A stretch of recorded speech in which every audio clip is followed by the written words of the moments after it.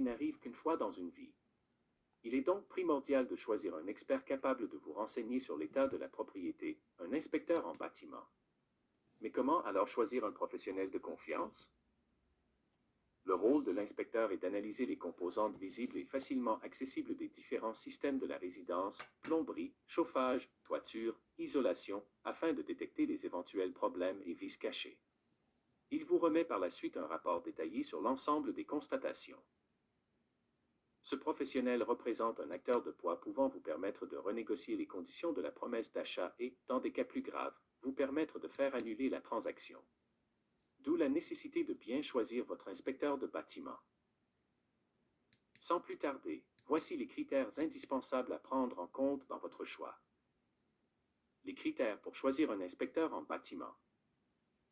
En tapant « Inspecteur en bâtiment » sur le web, vous trouverez facilement des dizaines de professionnels œuvrant dans votre région. Mais alors, comment trouver une personne fiable et expérimentée? Il est recommandé de faire des soumissions et de comparer les professionnels pour en trouver un qui réponde parfaitement à ces critères. 1. Ne pas être recommandé par votre courtier.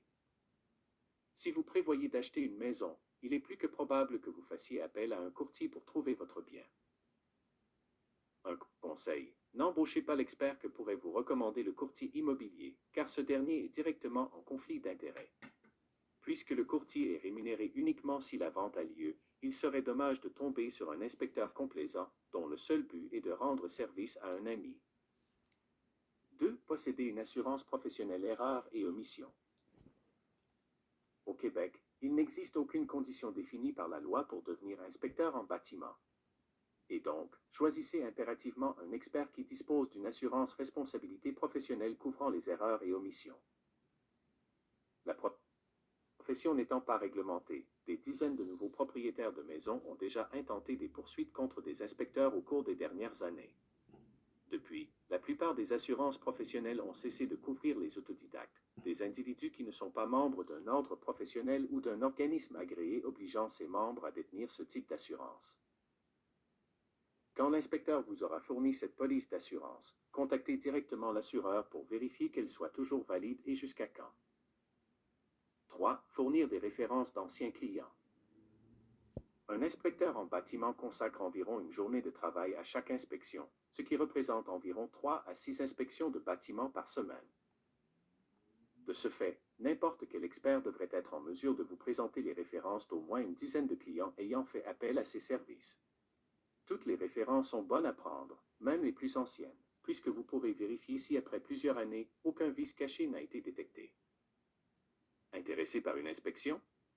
Découvrez combien coûtent les services d'un inspecteur en bâtiment. 4. Terminer le rapport d'inspection dans des délais raisonnables. L'inspecteur doit pouvoir vous fournir le rapport d'inspection dans des délais raisonnables. Et qui dit raisonnable, dit ni trop court ni trop long. Alors si l'individu choisi propose de vous remettre le rapport directement après la fin de l'inspection ou le jour même, fuyez. Un rapport en bonne et due forme est livré en 48 heures environ. Ceci permet aux professionnels d'étudier les photos prises lors de la visite et de faire des recherches complémentaires sur des éléments suspects.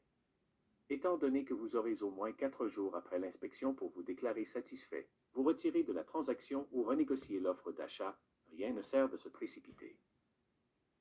5. Avoir un passé professionnel sans poursuite ni condamnation. Voilà un point qui devrait définitivement vous pousser à porter votre choix vers un autre professionnel si les faits sont avérés. Il n'est pas rare que des inspecteurs en bâtiment se fassent condamner pour une mauvaise inspection, alors vérifiez absolument cet aspect. Pour en avoir le cœur net, consultez le site de la Société québécoise d'information juridique, SOQIJ. Vous pouvez aussi effectuer la même démarche auprès de l'Office de la protection du consommateur. 6. Détenir une expérience et une formation pertinente en inspection de bâtiment. Parce que devenir inspecteur de bâtiment ne demande aucun prérequis, vous devez redoubler de prudence en faisant votre choix. Optez pour un professionnel qui détient une formation collégiale ou universitaire dans le domaine du bâtiment et discutez avec lui de ses expériences professionnelles pour voir s'il est vraiment qualifié pour cette mission. 7. Faire partie d'un ordre professionnel. Il n'est pas rare de voir des experts qualifiés qui exercent également la profession d'ingénieur ou d'architecte et qui font obligatoirement partie de l'Ordre des ingénieurs du Québec, OIQ, ou de l'Ordre des architectes du Québec, OAQ. Certains peuvent également faire partie de l'Association des inspecteurs en bâtiment du Québec, AIBQ, ou de l'Association internationale des inspecteurs immobiliers certifiés Québec, Internachi Québec, deux organismes dont la mission vise à protéger le public en encadrant leurs membres. Les questions à poser avant l'embauche. Qu'est-ce qui est inclus dans l'inspection? Réponse: inspection visuelle de la structure, la tuyauterie, le chauffage, l'installation électrique, la toiture, l'isolation intérieure, la ventilation, etc. Combien d'heures dure une inspection? Réponse: 2 à 3 heures minimum, dépendamment de l'ancienneté et de la taille de la maison. Quel sera le prix de l'inspection? Réponse: 300 $ à 1000 $ selon l'ancienneté et les dimensions de la propriété. Vous autorise-t-il d'assister à l'inspection? Un professionnel qui n'a rien à se reprocher ne devrait pas dire non. L'inspecteur en bâtiment, ce qu'en dit la loi. Contrairement à la plupart des professionnels de l'immobilier, tels que les courtiers immobiliers et les courtiers hypothécaires, l'inspecteur du bâtiment n'est pas en soi une personne régie par le Code des professions. Toutefois, s'il exerce une autre profession, ingénieur, architecte, il est régi par un ordre professionnel. Comme indiqué plus haut, l'AIBQ et Internachi Québec ont chacune mis en place des règles de pratique et un code de déontologie pour un meilleur encadrement de leurs membres. Toutefois, dans la province québécoise, l'inspection pré-achat d'une habitation n'est pas réservée uniquement à leurs membres.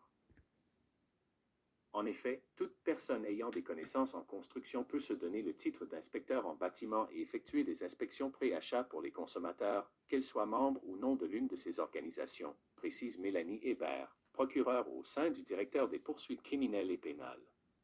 Source: Barreau du Québec. Selon le Barreau du Québec, l'inspection a pour objectif de déterminer l'état des éléments au moment de l'inspection. Il s'agit alors d'une inspection générale et non d'une expertise ou d'une inspection de conformité aux divers codes ou normes. L'objectif étant surtout de relever les éléments qui ne fonctionnent pas, d'identifier les indices de bris, les défauts et d'en faire part aux clients.